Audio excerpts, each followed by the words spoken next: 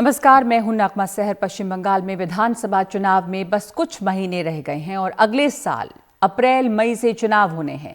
जैसे जैसे चुनाव करीब आ रहे हैं, पश्चिम बंगाल में राजनीतिक सरगर्मियां बढ़ती जा रही हैं। ममता बनर्जी की तृणमूल कांग्रेस को चुनौती देने के लिए बीजेपी ने पूरी तैयारी कर ली है। बीजेपी के तमाम दिग्गजों की बंगाल में एक के बाद एक रैलियां हो रही हैं।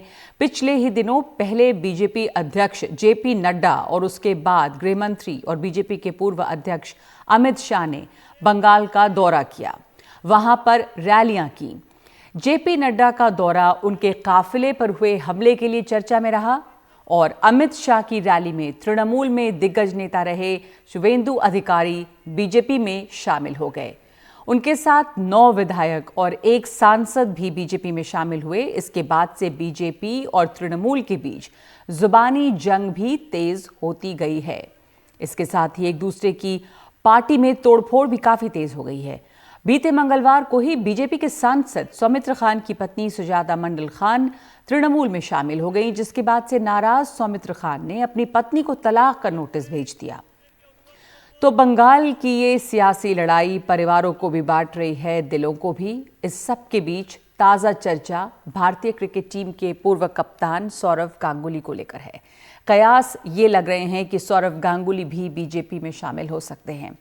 वैसे तो गांगुली के बीसीसीआई अध्यक्ष बनने के बाद ही दबी जुबान में ये चर्चा चल ही रही थी। लोग इसके बारे में बात कर रहे थे, लेकिन रविवार को ये चर्चा तब तेज हुई जब सौरव गांगुली कोलकाता में पश्चिम बंगाल के राज्यपाल जगदीप धनखड़ से मिलने पहुंचे। इससे ये कयास तेज हो गए कि बीजेपी ममता बनर्जी के सामने अपने तुरुप के पत्ते के तौर पर सौरव गांगुली को खड़ा कर सकती है। लेकिन सौरव गांगुली ने गवर्नर हाउस से बाहर आते वक्त कहा कि ये सिर्फ शिष्टाचार मुलाकात थी, इसलिए कोई अटकल न लगाएं। गांगुली ने कहा कि राज्यपाल ईडन गार्डन्स देखना चाहते हैं और मुझसे भी मिलना चाहते थे। मैंने उन्हें अगले हफ्ते ईडन गार्डन आने का न्योता दिया है। सौरव गांगुली ने ये कहा, लेकिन पूरी तरह से किसी चीज़ को नकारा नहीं है। राज्यपाल ने भी अपने ट्वीट में मुलाकात की बात की और ईडन गार्डन आने का न्योता स्वीकार करने की बात कही।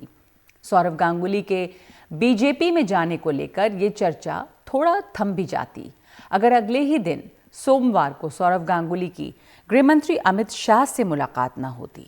सौरव गांगुली दिल्ली पहुंचे थे। फिरोज शाह कोटला मैदान में डीडीसीए के पूर्व अध्यक्ष और पूर्व केंद्रीय मंत्री अरुण जेटली की प्रतिमा के अनावरण के समारोह में हिस्सा लेने के लिए। प्रतिमा का अनावरण करने के लिए गृहमंत्री अमित शाह मौजूद थे।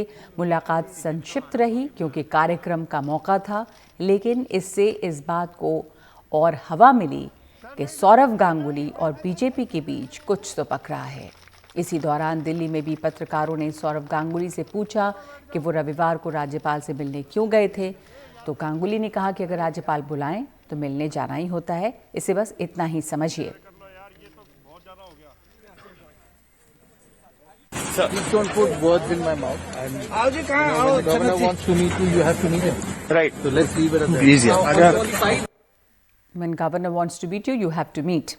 संक्षिप्त बयान दिया सौरव गांगुली ने। लेकिन क्या सौरव गांगुली की इस बात से राजनीति के जानकार संतुष्ट हो गए होंगे?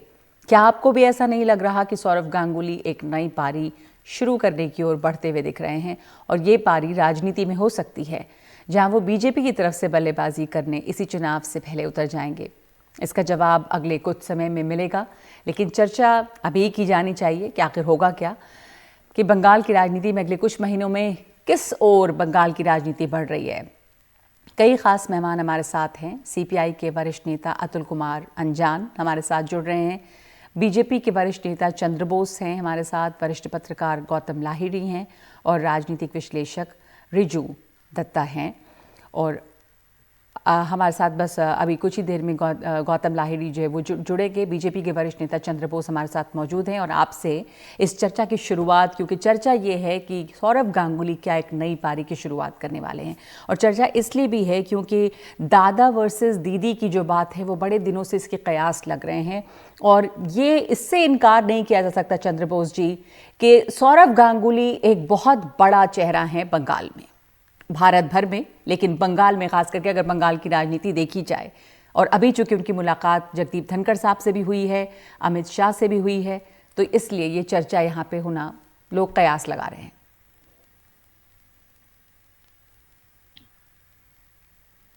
देखिए, राजनीति में कोई भी आ सकता है। देश के लिए, देश की जनता के लिए काम कोई भी करना चाहते हैं, वो वेलकम है। हम भी कॉरपोरेट वर्ल्ड से आए हैं। अभी सौरव गांगुली राजनीति में आएगा कि नहीं ये खुद ही बता पाएंगे, मगर सौरव को हम जानते हैं। मेरा साथ कुछ समय के लिए टाटा स्टील में मेरा कॉलीग था सौरव। तो एडमिनिस्ट्रेशन में अच्छा काम किया है क्रिकेट वर्ल्ड में। तो राजनीति में आना चाहते हैं, देश के लिए काम करना चाहते हैं, ही इज मोस्ट वेलकम। मगर डिसीजन तो उनका है जो वो राजनीति में आएगा कि नहीं। बट कोई भी फील्ड से, आप म्यूजिक वर्ल्ड, क्रिकेट वर्ल्ड, आपका सेलिब्रिटी वर्ल्ड में कोई भी आ सकता है। मगर एक चीज है, जे राजनीति में आने का बाद उनको राजनीति करना चाहिए। दोनों एक साथ नहीं हो सकता है। जो एक बार राजनीति में आ गया तो वो फिर कॉर्पोरेट वर्ल्ड में भी रहेगा और क्रिकेट वर्ल्ड में भी रहेगा। ये थोड़ा मुश्किल हो जाता है, काम करने के लिए प्रॉब्लम होता है। तो आना है तो पूरा ही राजनीति करना चाहिए जी, जो भी आना चाहते हैं। तो आप ये कह रहे हैं कि बीजेपी तैयार है, बीजेपी के दरवाजे खुले हैं सबके लिए, जो भी आना चाहे स्वागत है उसका। और खास करके सौरव गांगुली जैसा बड़ा चेहरा, क्योंकि बीजेपी के पास बंगाल में उनसे बेहतर चेहरा कौन हो सकता है? देखिए, भारतीय जनता पार्टी एक राष्ट्रीय दल है, सबसे बड़ा दल है। बहुत लोग शामिल हुआ है बीजेपी में। बीजेपी एक आदर्शवाद पार्टी है। तो सौरभ आ सकता है, कोई भी आ सकता है। ऐसा बात नहीं है जो बीजेपी बंगाल में और चेहरा नहीं है, काफी चेहरा है। मगर सौरभ एक सच्चा चेहरा है, एक अच्छा चेहरा है, एक गुड एडमिनिस्ट्रेटर है। तो वो आने से पार्टी और मजबूत होगा बंगाल में। ये हम लोग उनको आमंत्रण कर रहे हैं, मगर आएगा कि नहीं तो खुद ही बता पाएंगे। आप कह रहे हैं कि आप आमंत्रण कर रहे हैं, बहुत अच्छा बड़ा चेहरा है, पार्टी और मजबूत होगी, लेकिन अब फैसला सौरव गांगुली को लेना है। और इधर जो मुलाकातें हुई हैं, चाहे वो गवर्नर जगदीप धनखड़ से हो या फिर गृह मंत्री अमित शाह से हो, उसके बाद ये कयास और लगाए जाने लगे हैं। और जाहिर सी बात है, ये चर्चा तो होगी ही होगी। सौरव गांगुली के ये कहने से कि ये सिर्फ मुलाकात भर है, इसको इतना ही देखना चाहिए, राजनीति जानने वाले तो संतुष्ट नहीं होंगे। तो राजनीतिक विश्लेषक रिजू दत्ता भी हमारे साथ जुड़े हुए हैं। आप कैसे देखते हैं इन मुलाकातों को? और जब बीसीसीआई के अध्यक्ष के तौर पर इनकी नियुक्ति हुई थी, उस समय से ही ये चर्चा चल तो पड़ी थी, उनकी नजदीकियों की बात हो रही थी।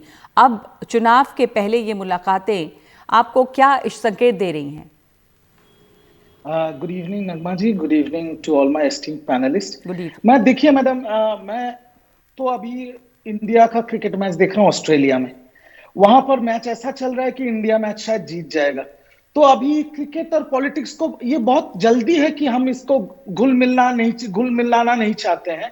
और सौरभ, जितना मुझे भी थोड़ा याद है, सौरभ ने कुछ दिनों पहले ही ये बोला था कि ना वो ना उनके फैमिली से कोई पॉलिटिक्स ज्वाइन करने वाले हैं।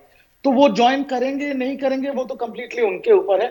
बट मैं एक चीज जरूर है कि सौरभ, पश्चिम बंगाल में सौरभ गांगुली एक बहुत बड़ा नाम है, एक बहुत बड़ा चेहरा है। बट आपको ये भी समझना पड़ेगा कि 2021 का जो इलेक्शंस है उसमें बंगाल की जनता वोट देगी अपने सीएम चुनने के लिए। वो वोट देंगी उनके लिए कि जो उनके स्टेट को आगे ले जाए, उनके लोगों को आगे ले जाए, तो ना ही कि इसलिए सवाल उठता है कि चूंकि बीजेपी के पास दीदी के मुकाबले कोई बड़ा वहां पर वैसा लोकप्रिय चेहरा नहीं है, तो दादा इस तरह का चेहरा बनके एक सीएम कैंडिडेट के तौर पर सामने आ सकते हैं। नगमा जी, तो नगमा जी मैं वही बोल रहा हूँ ना कि बंगाल की जनता वोट देगी उनके सीएम के लिए, क्रिकेट कैप्टन के लिए नहीं। उनको एक इंसान ऐसा चाहिए जो उनके स्टेट को आगे ले जाए, वो डिसीजंस ले सके। अगर क्रिकेट के सारे लोग राजनीति में आ जाएंगे तो हमारे सारे कैबिनेट मिनिस्टर्स तो कल आईपीएल खेल सकते हैं ना मैडम। दोनों में बहुत अंतर है, इतना आसान नहीं है ट्रांजिशन। पर ऐसा नहीं है रिजू दत्ता कि कोई पहली दफा ये हो रहा है। बहुत सारे क्रिकेटर्स हों चाहे फिल्म स्टार्स हों, तो वैसे तो आप कह सकते हैं कि पूरी कैबिनेट एक्टिंग करने लग जाएगी। बहुत सारे ऐसे सक्सेसफुल फिल्म एक्टर्स भी हैं जो राजनीति में गए हैं, क्रिकेटर्स हैं जो गए हैं। गौतम गंभीर को भी आप मतलब यहाँ पे ऐसा नहीं है, पुराने तो क्रिकेटर्स बहुत सारे हैं।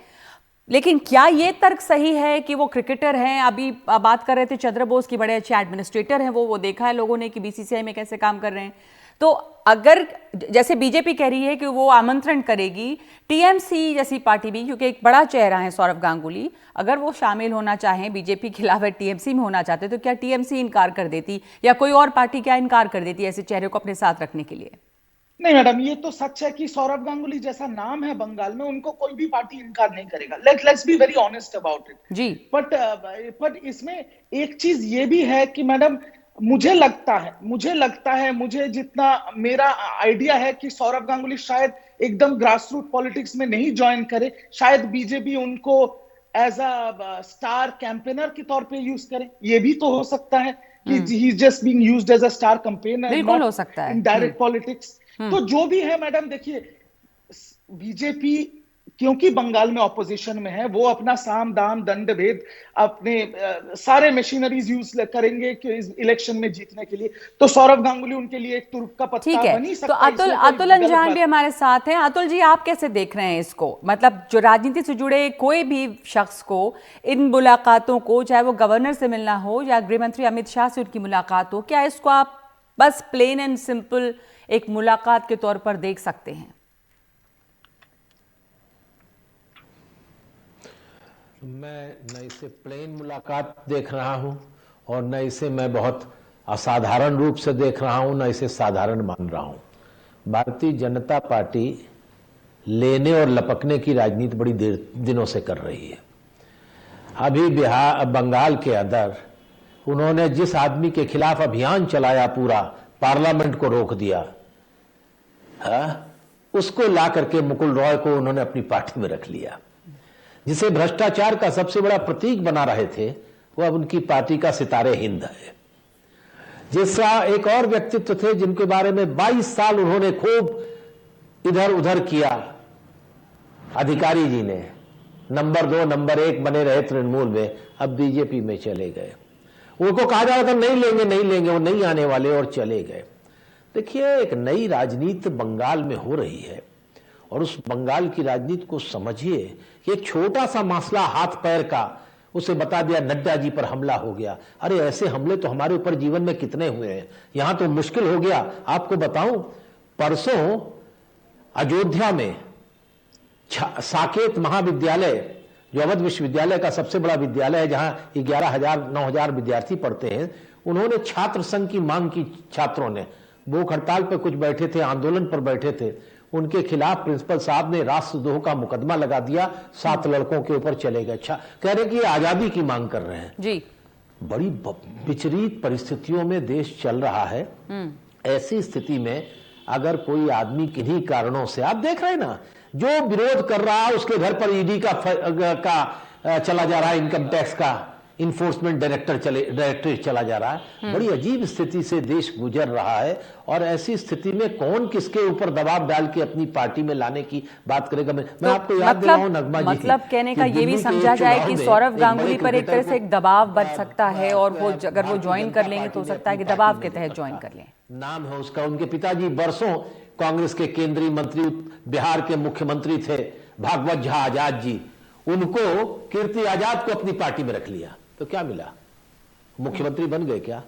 मुख्यमंत्री बनाने का सपना देकर लाए थे, नहीं हो पाया। ठीक है अतुल कुमार अंजान, आपको ये, आपके पास मैं वापस आऊंगी। हमारे साथ गौतम लाहिड़ी भी जुड़ गए हैं, जो कि वरिष्ठ पत्रकार हैं और वो बंगाल की राजनीति को देख रहे हैं लंबे समय से, राजनीतिक विश्लेषक के तौर पे। किस तरह से आप इसका विश्लेषण करते हैं कि सौरभ गांगुली क्या दादा वर्सेस दीदी का, गौतम जी, बड़े चर्चा एक दबी जुबान में भी होती रही, उनके बीसीसीआई अध्यक्ष बनने के बाद से भी बातें होती रही, उनकी बीजेपी से नज़दीकियों की बात एक सुगबगाहट रही इसे लेकर।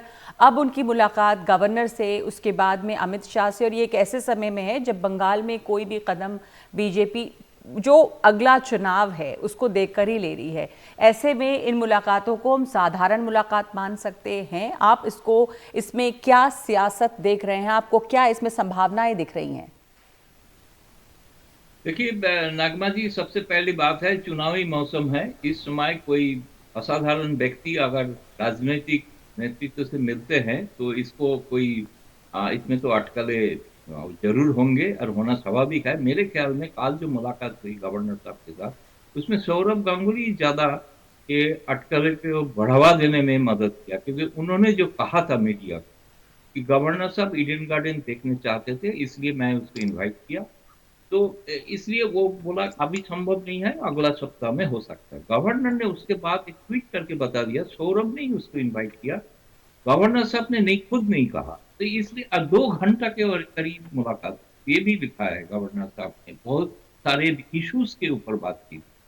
ये नहीं कहा कि सिर्फ क्रिकेट के बारे में बात हुई कि ऑस्ट्रेलिया के साथ इंडिया जीत पाएगा, नहीं, सिर्फ इसके लिए बात हो सकता है, लेकिन 2 घंटा बाद और गवर्नर साहब, पश्चिम बंगाल का गवर्नर लॉर्ड साहब, उन्होंने तो जो आजकल जो उनका जो हरकतें है, जो ट्वीट करते हैं, पॉलिटिकल मुद्दे में बहस में भी पार्ट लेते हैं, उन्होंने जो बातचीत की है शायद राजनीतिक बातचीत होगी, इसको सौरभ को खुल के बोलना मुश्किल था। उसके बाद ही तुरंत आज जो अमित शाह से मिले, वो बीसीसीआई के प्रेसिडेंट अध्यक्ष है, स्वाभाविक है, अरुण जेटली का मूर्ति का आवरण उन्मोचन का टाइम में उनका आना भी जरूरी है, बहुत सारे क्रिकेटर भी आए थे, लेकिन अमित शाह से अलग से कोई बात हुआ कि नहीं है पता नहीं। बंगाल में बीजेपी एक फेस तलाश में है। देखिए, Amit Shah ji last press conference वार्ता में कहा था कि बंगाल का भूमिपुत्र ही कोई मुख्यमंत्री बनेगा, ये उसको बोलना पड़ा क्योंकि तृणमूल ने इसको एक इशू बनाया है। आजकल fortunately unfortunately presidential type of election बन गया है, मुख्यमंत्री देख के, प्रधानमंत्री देख के लोग वोट दे रहे हैं जी। तो ये स्थिति में बीजेपी के लिए मुश्किल ये है, लेकिन अगर सौरभ दादा, ये दादा अगर आ जाएगा, दूसरा एक दादा ऑलरेडी मैदान में है, उसका तो कुर्सी छोड़ना पड़ेगा, दादा का कुर्सी, उनका नाम पे पोस्टर आ रहा है, शुभेंदु अधिकारी, हम दादा का आपको लगता है कि शुभेंदु अधिकारी से टकराव रह सकता है? आपको लगता है कि उनकी वजह से, चूंकि वो बीजेपी में एक हैवीवेट की तरह शामिल किए गए हैं, तो ये टकराव हो सकता है? नहीं कर रहा हूँ, लेकिन एक दादा का अनुगामी बोल के सारे पश्चिम बंगाल में पोस्टर आ रहा है, तो दादा तो एक मौजूद है, तो दूसरा एक दादा आ जाएंगे तो उसका जगह क्या होगा मुझे वो पता नहीं है, लेकिन ये बीजेपी केंद्रीय नेतृत्व तो तय करेंगे, स्वाभाविक है। सौरभ इसलिए इतना जल्दी पॉलिटिक्स, पहले तो उसको भाजपा पार्टी ज्वाइन करना पड़ेगा, दूसरी बार तब तो मुख्यमंत्री बनेंगे, अभी वो भाजपा ज्वाइन भी नहीं किया। मैं तो जो क्रिकेट का जो कवर करते हैं, जो जानते हैं कि उनका अभी आईसीसी का अध्यक्ष पद के लिए उनका एक बात चल रहा है, तो इसलिए वो क्रिकेट का मैदान छोड़ के डायरेक्टली पॉलिटिक्स में आ जाएंगे कि नहीं। सौरभ का जितना एक्टिविटीज रहा के, पहले वामपंथी लोग चाहे थे, तृणमूल कांग्रेस भी उसको ऑफर किया था, उन्होंने कोई राजनीतिक दल में आने, राज्यसभा का पद उसका ऑफर था, वो नहीं आया है। देखिए, जिस दिन मोदी जी, तृणमूल ने भी ऑफर किया था, दूसरी पार्टियां जैसे अभी भी कह रहे थे, अभी भी रिजू दत्ता कह रहे थे कुछ देर पहले गौतम जी के कोई भी पार्टी चाहेगी कि वो शामिल हो, क्योंकि सौरभ गांगुली एक बड़ा चेहरा है, अगर वो राजनीति में आने का फैसला उन्हें लेना है, एक बार उन्होंने फैसला लिया तो बहुत सारी पार्टियां चाहेंगी। रिजू दत्ता, आप इसमें कुछ कहना चाह रहे थे, जो गौतम लाहिरी कह रहे हैं कि पहले गौतम दा ने बहुत अच्छे कुछ बात कहे हैं यहाँ पर। तो उसमें देखिए, आपको एक चीज समझना पड़ेगा, सौरभ गांगुली और शुभेंदु अधिकारी में कोई कंपैरिजन नहीं है मैडम, ठीक है। शुभेंदु अधिकारी के साथ अगर बीजेपी के अंदर में किसी का अगर मतभेद होगा तो वो होगा आपका दिलीप घोष के साथ, सौमित्र खान के साथ, या ऐसे किसी के साथ। शुभेंदु अधिकारी से बहुत बहुत ऊपर है सौरभ गांगुली, ये पहली बात है। और जो गौतम दा ने फिर बोला कि अगर उनको बीजेपी ज्वाइन करना है, अगर उनको चीफ मिनिस्टरियल कैंडिडेट बनना है, तो उनको पॉलिटिक्स ज्वाइन करना है और बीजेपी पार्टी का हाथ थामना पड़ेगा। तो ये उनके लिए एक बहुत बड़ा डिसीजन है, because then he has to resign from BCCI, और उनका आईसीसी का भी जो सपना है प्रेसिडेंट बनने का, वो भी खत्म हो जाएगा। ये रहा दूसरा बात। बट इसमें एक चीज ये भी है कि बीजेपी जैसा पार्टी जो कुछ भी कर सकती है अपने सत्ते के लिए, वो कुछ भी प्रयास लगा सकता है कि उनका सारा सपना तोड़ के भी उनको पार्टी में घुसाने के लिए। पर तो यही सवाल है कि आप जो कह रहे हैं कि बीजेपी कुछ भी कर सकती है, वैसे में चंद्र बोस, साम दाम दंड भेद तमाम आरोप लगते हैं कि बीजेपी कुछ भी इस्तेमाल कर सकती है चुनाव जीतने के लिए। जेपी नड्डा के काफिले पर हंगामे को हल्ला या जो अटैक हुआ उसे अब अतुल अंजान कह रहे हैं कि आप लोगों ने इतना बढ़ा चढ़ा के बताया, ऐसे हमले बहुत होते रहते हैं। कहने का मतलब ये है कि सौरभ गांगुली को किसी भी सूरत में, क्या आपको लगता है कि एक सबसे बड़े चेहरे के तौर पर वहां पे फायदा होगा बीजेपी को अगर सौरभ गांगुली शामिल होते हैं? तो आपने पहले कहा था कि इससे लाभ तो होगा ही पार्टी को। सौरभ गांगुली अभी बीजेपी में या किसी राजनीति में अभी आए नहीं हैं, पर बीजेपी के पास बंगाल में चूंकि ये बात भी हो चुकी है कि कोई भूमिपुत्र ही यहाँ पर मुख्यमंत्री बनेगा, तो फिर सवाल ये उठ रहा है कि कौन और चेहरे हैं, कौन और बड़े चेहरे हैं वहां पर? चंद्र बोस, देखिए, राजनीति एक कलेक्टिव रिस्पॉन्सिबिलिटी होता है। नरेंद्र मोदी जी का नेतृत्व में भारतीय जनता पार्टी बंगाल में काम कर रहे हैं सॉरी। तो ये जो है, अब चेहरा का जरूरत है, ये हम मानते हैं, मगर हम लोग का जो नेता है ये नरेंद्र मोदी जी है, और बंगाल के लिए एक कलेक्टिव काफी अच्छा नेता अभी शामिल हो गया पार्टी में, बीजेपी बंगाल में, जो लोग के लिए काम करने के लिए राजी है जी। अब अभी हम लोग का संगठन काफी मजबूत हो चुका है। देखिए, चुनाव जब हुआ था, लोकसभा का चुनाव 2019 में, उस टाइम से लेके अब तक हम लोग का संगठन अभी बन गया है। तो बंगाल की लोग एक सही परिवर्तन के लिए अभी चुनाव में वोट देने का है, ये जो विधानसभा चुनाव तो में। जी जी, और भाजपा को अभी मौका मिलेगा, अच्छा चेहरा आएगा तो उसमें और सुविधा होगा। पर जो आपने कहा कि चेहरे की जरूरत तो है, पर जो चुनाव है या कोई भी चुनाव भाजपा लड़ती है पूरे हिंदुस्तान में, पूरे भारत में, तो वो नरेंद्र मोदी के नाम पे लड़ती है। यहाँ पर जो चर्चा हो रही थी अभी, कुछ लोगों ने कहा कि ममता बनर्जी के चेहरे, वही एक हमेशा टीएमसी ये कहती आई है कि सिर्फ दीदी हैं हमारी नेत्री और उन्हीं के नाम पे वोट पड़ता है। तो दीदी वर्सेस कौन? तो क्या इन चुनाव में भी, अतुल अंजान, दीदी वर्सेस ये सीएम वर्सेस पीएम का ही चेहरा रहेगा यहाँ पर, और कोई जरूरत नहीं रहेगी भाजपा को किसी और चेहरे की, क्योंकि ममता बनर्जी बनाम प्रधानमंत्री मोदी ही रहेंगे यहाँ पे भी? तो वो सौरभ गांगुली को फील्डिंग क्यों कर रहे हैं? अतुल अंजान जी, देखिए नगमा जी, चेहरों का खेल खत्म हो चुका है।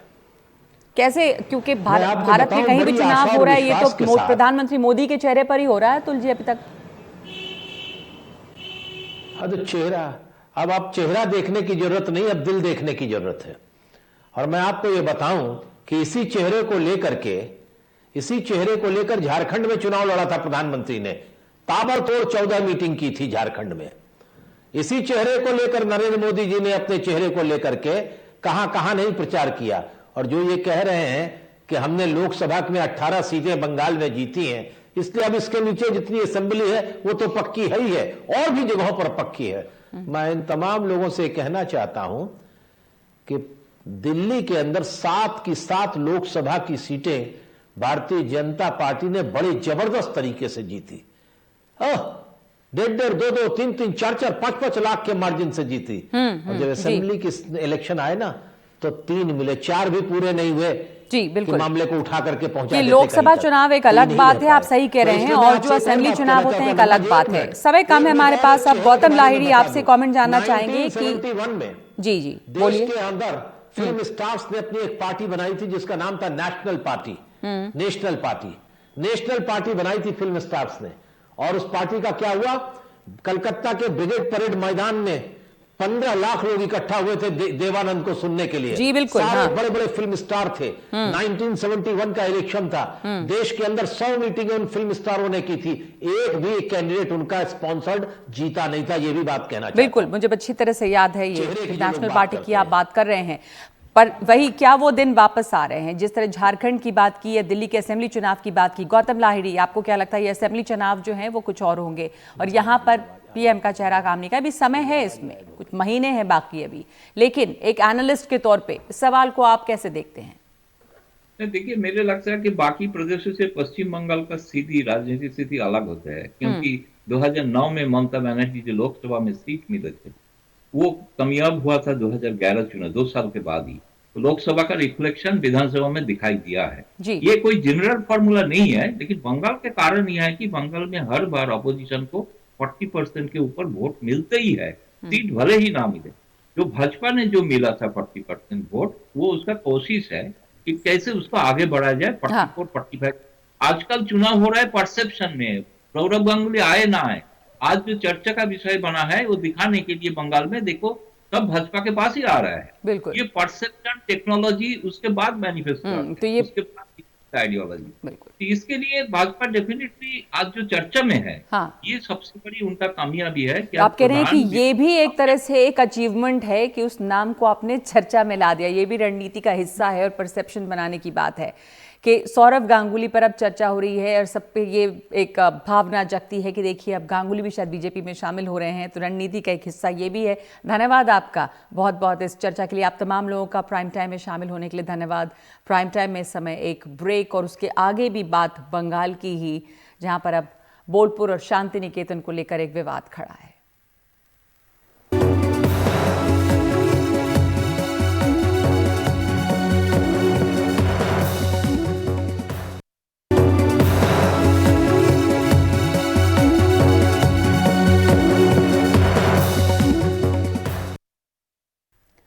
पश्चिम बंगाल में विधानसभा चुनावों से पहले नेताओं ने ऐसी कोई जगह नहीं छोड़ी है जहां राजनीति को वो न उतार कर ले आए हों। गुरुदेव रविन्द्रनाथ टैगोर ने जिस विश्व भारती परिसर की स्थापना की, वो भी राजनीति का अखाड़ा बन गया है। विश्व भारती बोलपुर में है, जहां पिछले हफ्ते गृहमंत्री अमित शाह ने रैली की थी और कल बंगाल की मुख्यमंत्री ममता बनर्जी वहां रैली करने वाली हैं। विश्व भारती प्रशासन ने अब मशहूर अर्थशास्त्री और नोबेल पुरस्कार विजेता अमर्त्य सेन पर परिसर की जमीन कब्जाने का आरोप लगा दिया है। इस मामले में ममता बनर्जी ने अमर्त्य सेन का साथ देते हुए कहा है कि ये उनकी छवि खराब करने की बीजेपी की साजिश है। विश्व भारती के लिए मशहूर बोलपुर में बंगाल की मुख्यमंत्री ममता बनर्जी मंगलवार को एक पदयात्रा करने वाली हैं। कोलकाता से तकरीबन 150 किलोमीटर दूर इस इलाके में कई मोर्चों पर बीजेपी और तृणमूल आमने सामने हैं। ताजा विवाद इस घर को लेकर है जो विश्व भारती परिसर में है और जो नोबेल पुरस्कार विजेता अर्थशास्त्री अमर्त्य सेन का है। कहा जा रहा है कि केंद्रीय विश्वविद्यालय के प्रशासन ने केंद्रीय शिक्षा मंत्रालय को खत लिखकर परिसर की जमीन पर कब्जों की जो लिस्ट दी है, उनमें से एक इसे भी बताया है। ममता और प्रोफेसर सेन के बीच खतों किताबत में ममता ने उनको पूरा समर्थन देने की बात कही है और नोबेल विजेता की छवि खराब करने वालों पर हमला किया है। प्रोफेसर सेन ने समर्थन के लिए ममता को शुक्रिया कहा है। बीजेपी की आलोचनाओं से अमर्त्य सेन भी नहीं बच सके। वो पहले ऐसे एकेडमिशियन नहीं हैं जिनकी बीजेपी ने आलोचना की हो।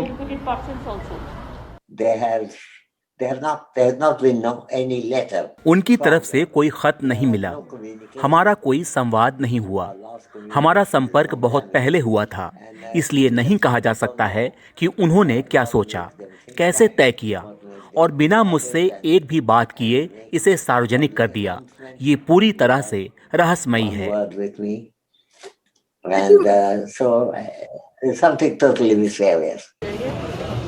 24 दिसंबर के समारोह में खुद को आमंत्रित न किए जाने पर वाइस चांसलर पर हमले के बाद से ही दूसरे मोर्चों पर भी ममता लड़ रही हैं। मुख्यमंत्री ने अपनी प्रशासनिक बैठक में ये भी घोषित किया कि इस सड़क को वापस ले रही हैं। ये 2017 में उन्होंने विश्व भारती प्रशासन को दिया था, लेकिन अब उनका कहना है कि विश्व भारती प्रशासन जो है, एडमिनिस्ट्रेशन है, वो लोकल्स को ये यूज़ नहीं करने दे रहा है और उसकी वजह से वो यहाँ पे ये सड़क वापस ले रही हैं। ये मैप आप देख सकते हैं यहाँ। ये जो सड़क है ये 3 किलोमीटर की है। एक इम्पॉर्टेंट भाग जो है इस कैंपस का, शांति निकेतन का, वहाँ से आती है और दूसरे एक इम्पॉर्टेंट जरूरी भाग से खत्म होती है। 3 किलोमीटर की रोड है। ममता का कहना है कि स्थानीय लोगों ने उनसे शिकायत की है। यूनिवर्सिटी प्रशासन उनको सड़कों पर गाड़ियां नहीं चलाने दे रहा है और वीआईपी लोगों के दौरों के दौरान तो चलने फिरने की भी मनाही है। अमित शाह की अगुवाई में हुए बीजेपी के रोड शो के हफ्ते भर बाद बोलपुर की सड़कों पर 4 किलोमीटर का मार्च निकालकर ममता मंगलवार को अपनी ताकत दिखाएंगी। गृह मंत्री अमित शाह यहाँ एक हफ्ते पहले आए थे और उन्होंने करीबन 2 किलोमीटर लंबा यहाँ रोड शो किया था। हमें ऐसा बताया गया है कि ममता बनर्जी का जो प्लान था वो भी यही था कि वो भी 2 किलोमीटर की पदयात्रा करती हैं, वो पैदल ज़्यादा चलती हैं। लेकिन अब शायद उस प्लान में एक चेंज है और हमें ये बताया जा रहा है कि उनका रोड शो या उनकी पदयात्रा यहाँ ख़त्म होगी। रविन्द्रनाथ टैगोर की प्रतिमा के सामने यहाँ एक स्पीच भी देंगी। ये जो सब कुछ हो रहा है ये बहुत इंटरेस्टिंग है, क्योंकि ये दर्शाता है कि जो आजकल आइडियोलॉजिकल और पॉलिटिकल बैटल चल रही है बीजेपी और टीएमसी में बंगाल के आइकॉन्स को लेके, ये बस उसका ही एक और एग्जाम्पल है। बंगाल की जानी मानी हस्तियों को लेकर बीजेपी और तृणमूल के बीच रसाकशी में नेताजी और विवेकानंद को भी शामिल करने के पूरे आसार लग रहे हैं। 12 जनवरी को स्वामी विवेकानंद की जयंती पर अमित शाह फिर बंगाल आ सकते हैं।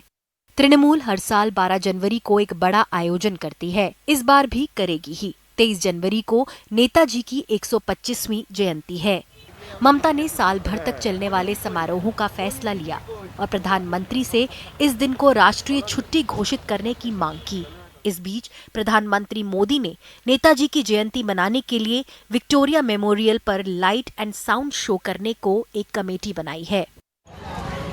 यानी बंगाल की जनता की लड़ाई उन लोगों के बहाने से लड़ी जाएगी जिनकी वजह से आज बंगाल बंगाल है। लेकिन क्या बंगाल की जनता को अपने जननायकों को इस तरह से राजनीति में इस्तेमाल किया जाना पसंद आएगा? कोलकाता से आलोक पांडे और मोनिदीपा बनर्जी की रिपोर्ट, एनडीटीवी इंडिया।